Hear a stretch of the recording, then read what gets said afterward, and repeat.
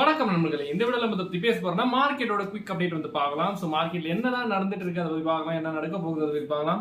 கூட பாத்தீங்கன்னா கண்டிப்பா சில கிரிப்டோ நியூஸ் அண்ட் பிட்காயின் பேசலாம் சொல்லலாம். சோ இந்த வீடியோ பாருங்க ஃப்ரெண்ட்ஸ். நீங்க பார்த்தா மேக் டெக் தமிழ் நோடாம கிளிக் பண்ணி டெக் வாங்க வீடியோக்குள்ள போலாம்.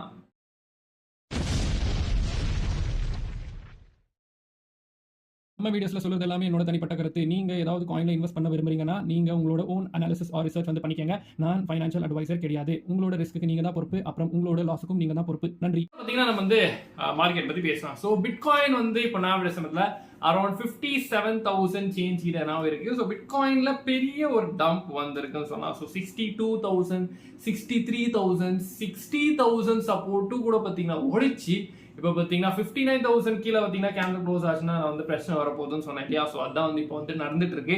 ஸோ 57,000 கிட்ட அதாவது 56,000 சேஞ்ச் கிட்ட பார்த்தீங்கன்னா இப்போ வந்து பிட்காயின் வந்து வந்திருக்கு.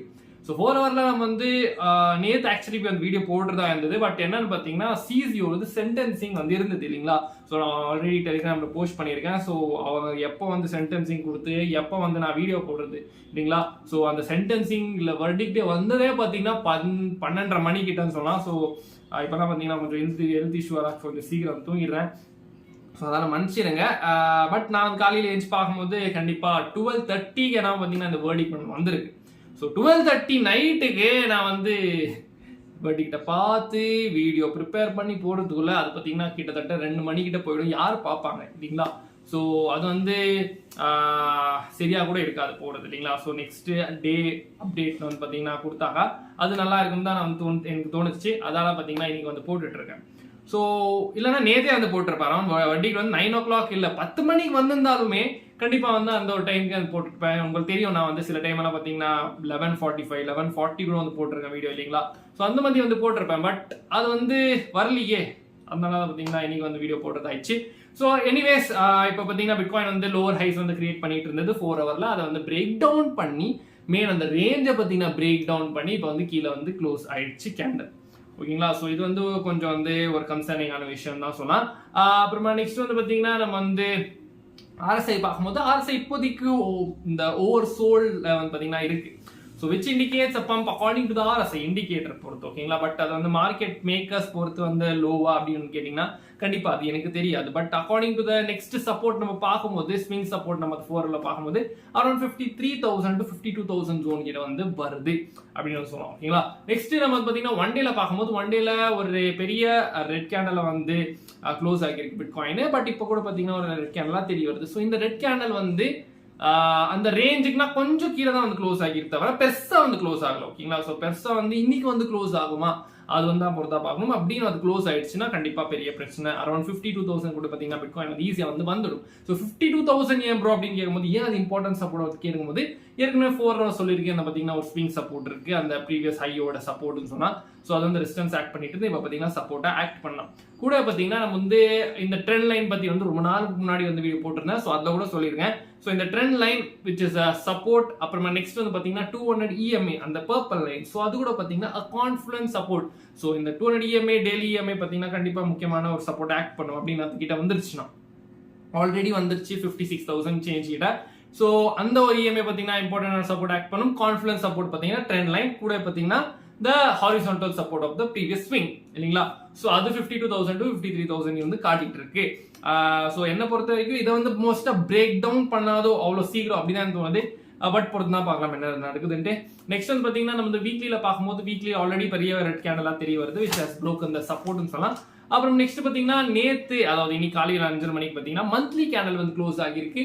ஸோ அந்த கேண்டல் பார்த்தீங்கன்னா ஒரு ரெட் கேண்டல் தான் க்ளோஸ் ஆகிருக்கு. ஸோ ஏப்ரல் மந்த் பார்த்தீங்கன்னா கண்டிப்பாக ஒரு ரெட் மந்தாக இருந்திருக்கு. After 5 months of green candle கண்டிப்பாக ஒரு ரெட் கேண்டல் தேவைதான் இருந்தது. இல்லைன்னு கேட்டிங்கன்னா கரெக்ஷன் வந்து அப்படிதான் வருமே. ஸோ எல்லாமே கிரீன் கேண்டலாக போகாது இல்லைங்களா. ஸோ கரெக்ஷன் வந்து தான் மார்க்கெட் வந்து மேலே வந்து புஷ் பண்ணுவாங்க. So it is healthy correction தான். அவனை பெருசாக வந்து பார்த்தீங்கன்னா பயப்படுது அதாவது பயப்பட தேவை இல்லைன்னு சொன்னால்.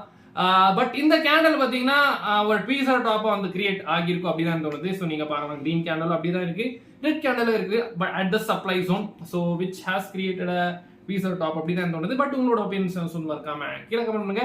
கூட பார்த்தீங்கன்னா 20 EMA. ஸோ அந்த 42,000 பிட்காயின் எப்போ வந்து மேலே பம்ப் ஆக ஆரம்பிச்சோ அந்த 20 EMA ஃபாலோ பண்ணி தான் வந்து சப்போர்ட்டா எடுத்து மேலே வந்து போயிட்டு இருந்தது. ஸோ இப்போ பார்த்தீங்கன்னா 20 EMA திரும்பி பார்த்தீங்கன்னா ஆஸ் அ சப்போர்ட்டா வந்து ஆக்ட் பண்ணிட்டு இருக்கு. ஸோ கேண்டல் பாடி வந்து இதுக்கு மேலே தான் க்ளோஸ் ஆகணும். விக் வந்து 52,000 டெய்லியில் பார்த்தீங்கன்னா இல்லை அவர்லி 4 ஹவர்ல பார்த்தீங்கன்னா 52,000 போனாலுமே சட்டாரன் வந்து பார்த்தீங்கன்னா இந்த வீக்லியில் பார்த்தீங்கன்னா மந்த்லியில் பார்த்தீங்கன்னா வீக்லி கேண்டல் வந்து பார்த்தீங்கன்னா இந்த வீக்லியில் இந்த சொன்ன பார்த்தீங்கன்னா பெரிய ஒரு ரெட் கேண்டலாக க்ளோஸ் ஆகியிருக்கு. ஸோ அந்த கேண்டல் வந்து பார்த்தீங்கன்னா இப்போதைக்கு 20 EMA சப்போர்ட்டா ஹோல்ட் பண்ணிட்டு இருக்கு. ஸோ அது கீழே அந்த கிரே லைனுக்கு கீழே வந்து கேண்டல் க்ளோஸ் ஆகக்கூடாது அப்படின்னு சொல்லலாம். மோஸ்டா அது வந்து க்ளோஸ் ஆகாது. ஏன்னு கேட்டீங்கன்னா 200 EMA நான் வந்து ஏற்கனவே சொல்லியிருக்கேன். டெய்லியில் பார்த்தீங்கன்னா ஒரு சப்போர்ட் 52,000 53,000 அந்த ஒரு ஜோன்ல இருக்கு. ஸோ மோஸ்டா அது வந்து க்ளோஸ் ஆகாது. ஒரு விக் வச்சுட்டு மேலே வந்து மோஸ்டா வந்து வந்துடும். கேட்டீங்கன்னா அங்கே வந்து பை ப்ரெஷர் இல்லை டிமாண்ட் ஜோன் சொன்னா ஸோ அங்கே பார்த்தீங்கன்னா மேலே வந்து போகிற அதிகமான வாய்ப்புகள் இருக்கு. ஓகேங்களா? அப்போ என்ன பொறுத்த வரைக்கும் உங்களோட ஒப்பீனியன்ஸ் வந்து மறக்காம கீழே கமெண்ட் பண்ணுங்க. நெக்ஸ்ட் வந்து பார்த்தீங்கன்னா நம்ம எத்தீரியம் பத்தி பேசலாம். ஸோ எத்தீரியம் இப்போ லோ பார்த்தீங்கன்னா அரௌண்ட் $2,800 வந்து போகிருக்கு. ஸோ ஹாங்காங்கோட ETF லான்ச் ஆனா கூடமே ஒரு பெரிய இம்பாக்ட் வந்து மார்க்கெட்ல இல்லை. ஸோ இம்பாக்ட் வந்து யூஎஸ் மார்க்கெட் யூஎஸ்ல லிஸ்ட் ஆகும் போது ETFs ஒரு பாசிட்டிவான இம்பாக்ட் இருந்தது. பட் இப்போ பார்த்தீங்கன்னா நெகட்டிவ் இம்பாக்டா மாறிடுச்சு. ஏன்னு கேட்டீங்கன்னா அக்கார்டிங் டு ரிப்போர்ட்ஸ் எல்லாம் பார்த்தீங்கன்னா எல்லாம் சொல்லியிருந்தாங்க இந்த மாதிரி 2 மடங்கு 3 மடங்கு இந்த மாதிரி யூஎஸோட இன்ஃப்ளோஸுக்கு அதிகமாக வந்து ஃபர்ஸ்ட் டேலே ட்ரேடிங் வால்யூம் வரும் ஹாங்காங் அப்படின்னு சொல்லியிருந்தாங்க. பட் அதெல்லாம் கண்டிப்பாக கிடையாது. ஸோ அதுக்குனா கீழே ஸோ கிட்டத்தட்ட ஒரு மில்லியன்ஸ் தான் பார்த்தீங்கன்னா இன்ஃப்ளோஸ் வந்திருக்கு ETFஸ்ல. ஸோ யூஎஸ்ல வந்து கம்பேர் பண்ணும்போது ஹாங்காங்ல அவ்வளோ பெரிய இன்ஃப்ளோஸ் வந்து வரல. இன்னொரு காரணம் என்னன்னு பார்த்தீங்கன்னா இப்படி இந்த பிளாக் ராக்ல அதாவது பிளாக் ராக்ஸோட பிட்காயின் ETFல பார்த்தீங்கன்னா 4 days பார்த்தீங்கன்னா இன்ன வரைக்கும் எந்த ஒரு இன்ஃப்ளோஸுமே வரல. அப்படியே ஹால்ட் ஆயிருக்கு. மோஸ்ட் அவுட் ஃப்ளோஸ் தான் வந்து நடந்துட்டு இருக்கு. எல்லாருமே பார்த்தீங்கன்னா பிளாக் ராக்கோட ஐபிட் ஷேர்ஸை பார்த்தீங்கன்னா செல் பண்ணிட்டு இருக்காங்க. கண்டிப்பாக that will impact the price of bitcoin இல்லைங்களா? நெக்ஸ்ட் வந்து பார்த்தீங்கன்னா நம்ம வந்து எத்தீரியம் பேசிட்டு இருந்தோம் இல்லையா? ஸோ எத்தீரியம் பார்க்கும்போது 2,800 பார்த்தீங்கன்னா இப்போ வந்து கொஞ்சம் பவுன்ஸ் ஆகிருக்கு. ஸோ அது வந்து இந்த 200 EMA ஸோ பிட்காயின்ல பார்த்தீங்கன்னா அது இன்னொரு கிட்ட வரல. பட் இது பார்த்தீங்கன்னா ஆல்ரெடி டச் ஆயிடுச்சு. ஸோ 200 EMA பார்த்தீங்கன்னா மோஸ்ட்டாக வந்து சப்போர்ட் ஆக்ட் பண்ணிட்டு இருக்கு எத்தீரியம்க்கு. ஸோ அதால $2,800 கீழே வந்து மோஸ்ட்டாக வந்து போகாது அப்படின்னு எனக்கு தோணுது. ஓகேங்களா? நெக்ஸ்ட் வந்து பார்த்தீங்கன்னா நம்ம வந்து பிட்காயினோட டாமினன்ஸ் பார்க்கும்போது டாமினன்ஸ் பார்த்தீங்கன்னா பெரிய ரெட் கேண்டலாக தெரிய வருது 4 ஹவரில் பார்க்கும்போது. ஸோ 4 ஹவர் கிடையாது டெய்லியில் பார்க்கும்போது பார்த்தீங்கன்னா பெரிய ரெட் கேண்டலாக தெரிய வருது. ஸோ அந்த ரெசிஸ்டன்ஸை பார்த்தீங்கன்னா பிரேக் அவுட் பண்ணிச்சு. பட் அதுக்கு மேலே வந்து சஸ்டெயின் பண்ண முடியல. ஏன்னு கேட்டிங்கன்னா பிட்காயின் பார்த்தீங்கன்னா டம்ப் ஆயிடுச்சு. எல்லாருமே பார்த்தீங்கன்னா பிட்காயின் மேலே ஃபோக்கஸ் பண்ணிட்டு இருப்பாங்க. அதனால பார்த்தீங்கன்னா டாமினன்ஸ் பார்த்தீங்கன்னா இழுத்து விட்டாங்க. ஸோ அது கூட பார்த்தீங்கன்னா ரெசிஸ்டன்ஸ்லன்னு பார்த்தீங்கன்னா இப்போ வந்து இன்னும் அந்த சப்போர்ட்டை பார்த்தீங்கன்னா இன்னும் வரைக்கும் டம்ப் ஆகிட்டு இருக்கு.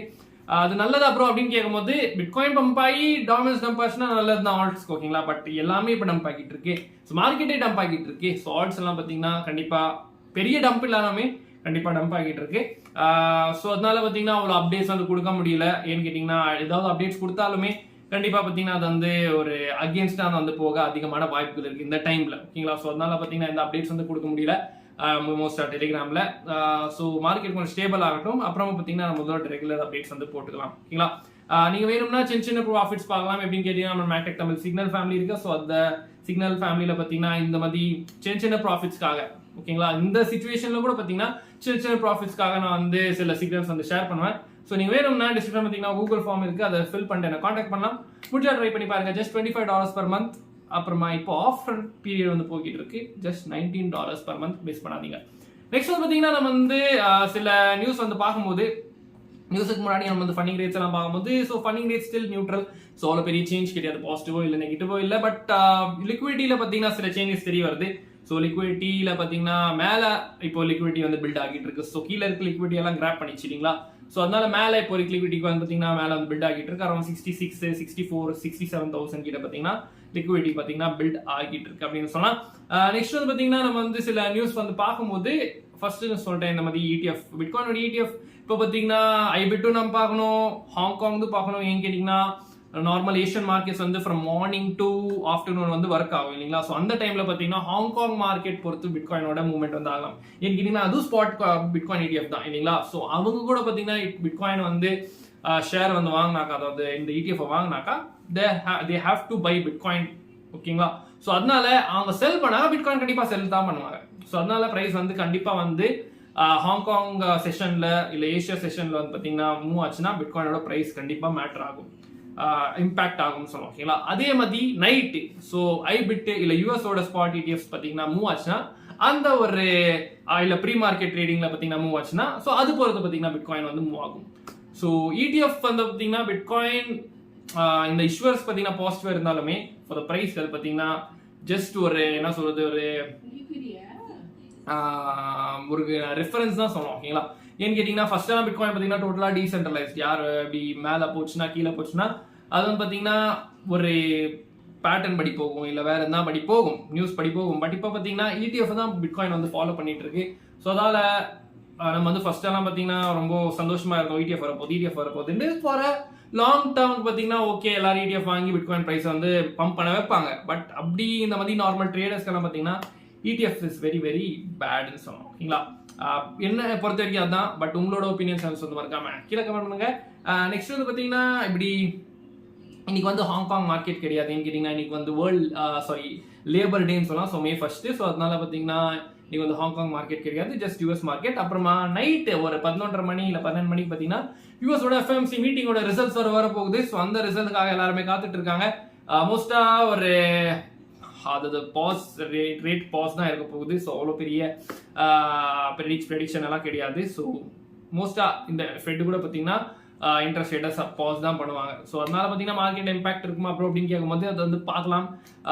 மோஸ்டா சைட்வேஸ் தான் போகிறதுக்கு வாய்ப்புகள் இருக்கு. ஓகேங்களா, நெக்ஸ்ட் வந்து பார்த்தீங்கன்னா இப்படி ஹாங்காங்கில் இந்த மாதிரி உங்களுக்கு தெரியும். ஸோ பிட்காயின் ETF வந்து லான்ச் ஆயிடுச்சு. பட் அவ்வளோ இன்ஃப்ளோஸ் வந்து வர மாட்டேங்குது.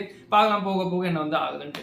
ஸோ இந்த வீடியோ பிடிச்சிருந்தா மறக்காம லைக் பண்ணிட்டு உங்க ஃப்ரெண்ட்ஸ் ஃபேமிலி ஷேர் பண்ணுங்க. இதே மாதிரி வீடியோஸ் பார்க்குறதுக்கு மறக்காம கீழே இருக்க சப்ஸ்கிரைப் ப்ரெஸ் பண்ணிட்டு பக்கத்தில் நோட்டிஃபிகேஷன் தருவீங்க. அப்போ தான் இந்த மாதிரி வீடியோஸ் எல்லாம் சரி மேக் தமிழ் டெலிகிராம் விஷயங்கள் பேசிட்டே இருப்போம்.